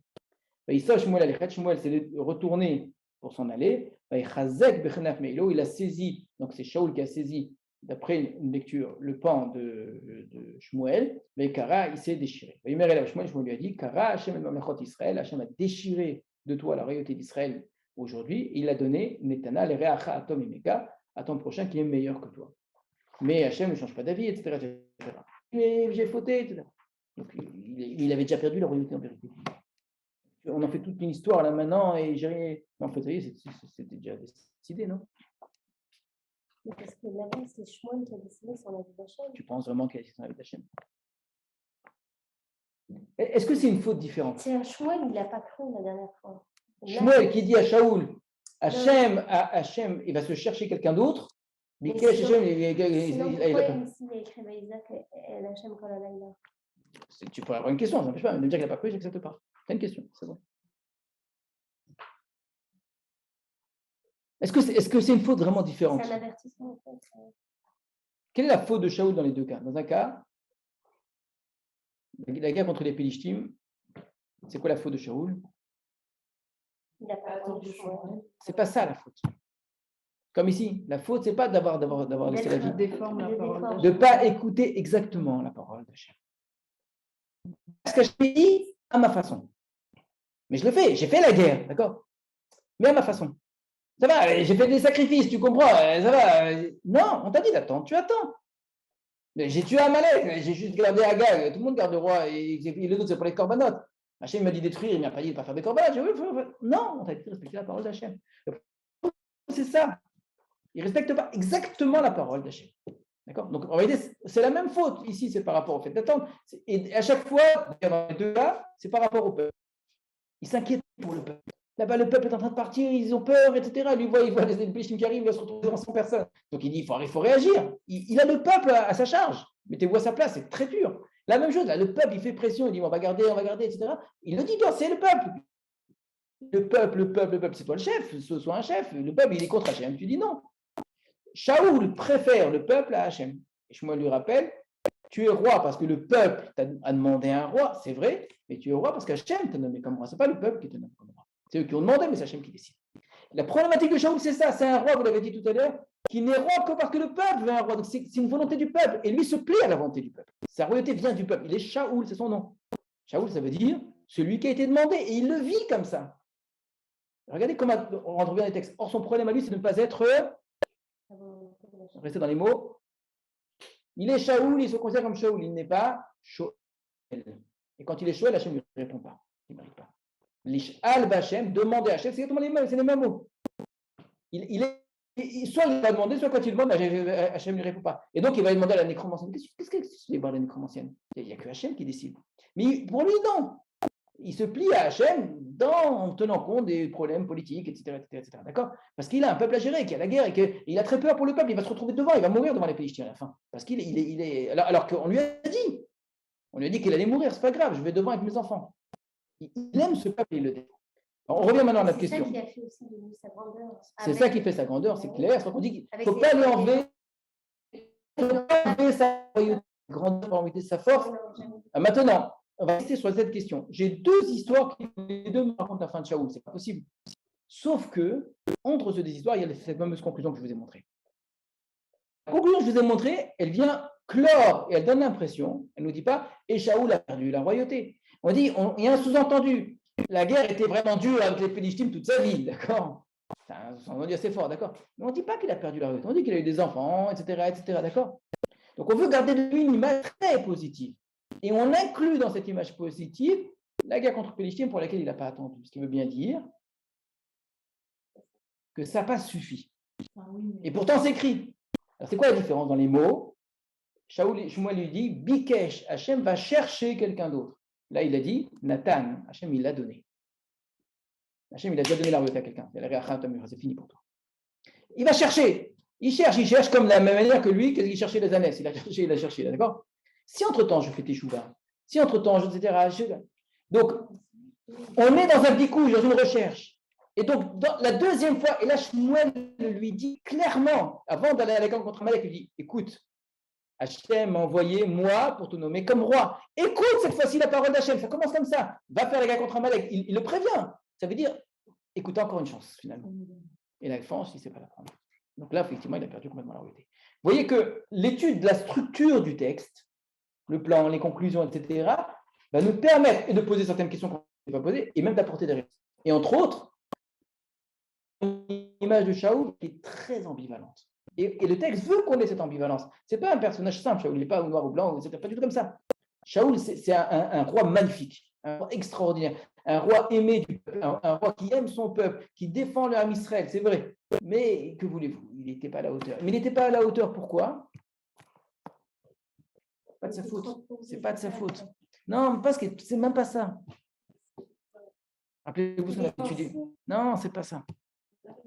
Il n'est pas fait. Si le peuple n'avait pas demandé, le pauvre, on l'a mis à un autre, il n'était pas capable. Et pourquoi? Parce que le peuple, il voulait, vous voulez. Voilà, je vais prendre le meilleur. Christ est le meilleur d'entre vous. Je prends le meilleur d'entre vous. C'est ça qui est écrit. Et là aussi, on dit, on prendra quelqu'un de meilleur de toi. À ce moment-là, il y en a un meilleur. Mais au moment où lui, il a été choisi, il n'y a pas meilleur. Mais celui qui est meilleur, il n'est pas à la hauteur. Ça vous donne ça. C'est Hachem, dans les mots, qui a décidé de prendre le meilleur d'entre eux. Hachem, il a pris le meilleur. Mais si le meilleur n'est pas à la hauteur, qu'est-ce qu'on fait? C'est vous qui voulez un roi. Moi, je ne voulais pas que vous ayez un roi. Vous voulez un roi, vous en aurez un roi. Je ne vais pas faire les choses. Je ne vais pas faire exprès de prendre le plus mauvais d'entre vous pour vous dire, voyez, c'est quoi la vérité. Je vais exprès le meilleur d'entre vous et vous allez voir qu'il ne va pas tenir. Vous voulez une meilleure preuve? Et avec ça, ça répond à cette fameuse question. C'est le fait qu'ils ont demandé le roi. Voilà, c'est ce que je suis en train de dire. C'est pas une punition. Ils veulent un roi. Moi, il n'est pas d'accord. Et Hachem lui dit, tu as raison, mais donne-leur un roi. Je ne comprends pas. Si tu as raison, pas. Ils vont l'avoir, ils verront. C'est écrit qu'il faut avoir. C'était. C'est écrit dans la Sidra. Alors, ça, on a étudié déjà ça long et en large. On a eu beaucoup de cours sur le royauté en Israël. Et comment, c'est ça qui m'intéresse, la structure du texte, ça va nous permettre de prendre du recul et de voir un petit peu comment les histoires s'articulent les unes par rapport aux autres. Oui. Pourquoi la conclusion de la royauté, elle vient d'expliquer ce qu'on vient de dire. Elle permet au théâtre de le surprendre, de lui dire il a perdu la royauté, mais en fait non, la conclusion ça se finit bien. Ça veut dire qu'il n'a pas vraiment perdu encore, c'est-à-dire qu'il y a quelque chose qui ne va pas. Mais on n'a pas voulu nous le dire comme ça pour dire que c'est très sérieux, vraiment. Mais en fait, il a encore une chose, Hachem, il cherche quelqu'un, il cherche. Maintenant, si toi, tu dis tu cherches, mais c'est quoi? Moi, je suis bien, moi. Je vais changer, je vais faire des chouvas. Prends ma place moi-même.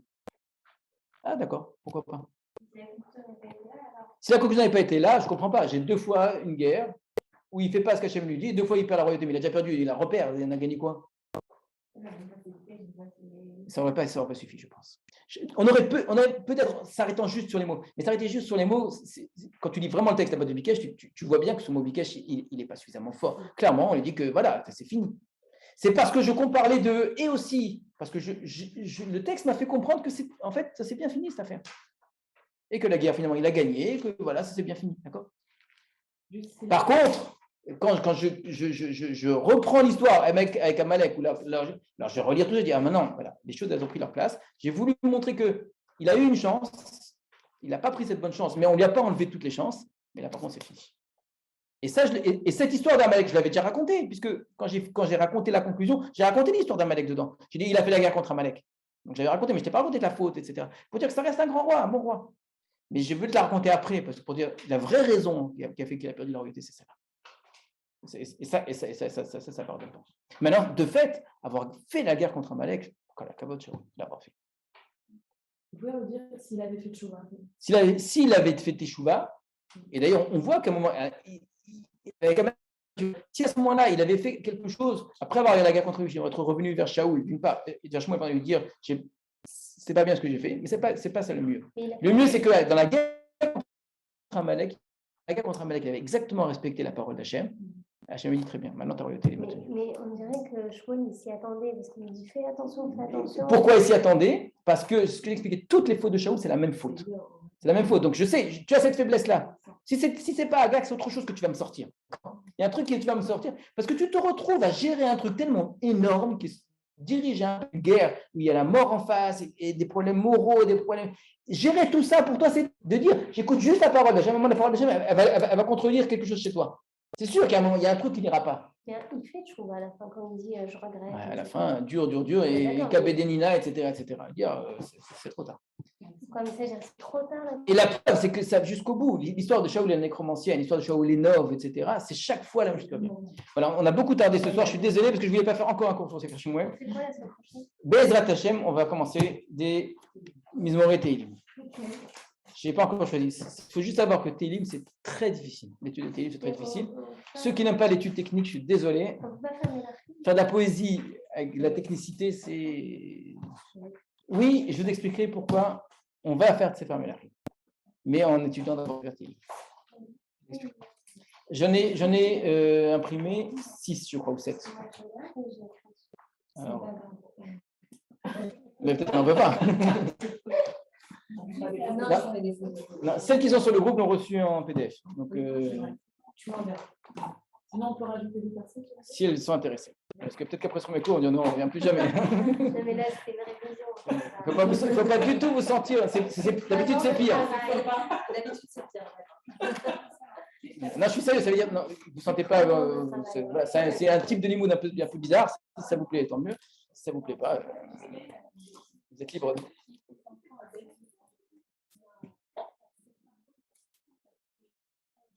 Regardez, c'est l'histoire, c'est le conflit entre Shaoul et David. Et encore une fois, c'est la même faute. S'en prendre à David, c'est pas s'en prendre à David. Le problème s'en prendre à David, c'est quoi? C'est qu'il savait qu'il allait lui succéder. C'est pas ça le problème de fond. Le problème pour nous, oui, nous, notre niveau. Non, dans le Nar, c'est pas ça le problème. C'est qu'il n'a pas accepté qu'Hachem ait choisi. Mais Hachem, il a choisi. Qu'est-ce que tu parles? Hachem, il a choisi David. Donc c'est contre Hachem quand on a. C'est ça le vrai problème. C'est chaque fois, Shaoul croit qu'on peut, rappelez-vous, on avait dit que la parole d'Hachem, elle est malléable. Il croit ça. Et Shmuel lui dit, comment s'écrit? Kilo Adam Huleinachem. Hachem, il décide. Tu ne peux pas te décider à ta place. Hachem, il ne veut pas te répondre. Shmuel, quand il revient, la nécromancienne, il dit si Hachem ne t'a pas répondu, pourquoi tu es parti me chercher? Oui, mais la parole d'Hachem, jusqu'au bout, il reste comme ça, Shaoul. Il est Shaoul, il n'est pas Shoel. Retenez bien. C'est celui qui n'est pas d'être toujours dans la demande d'un un cas de jour. Et je fais ce qu'Hachem me demande. Bien sûr, et il a assassiné la ville de Nov, c'est pas rien, qui représente la Keuna. C'est terrible. Avec toutes les circonstances atténuantes. On avait montré ça. Il n'est pas clair d'esprit quand il fait ça. Donc on ne peut pas juger quelqu'un qui est fou. C'est pas un rachat. Mais c'est que le texte qui le dit. Roi Ra, c'est clair. Et donc il n'est pas responsable. Donc on ne lui compte pas ça comme une faute. Ce qu'on lui compte comme une faute, c'est qu'il n'accepte pas la parole d'Hachem. Hachem, il a choisi David.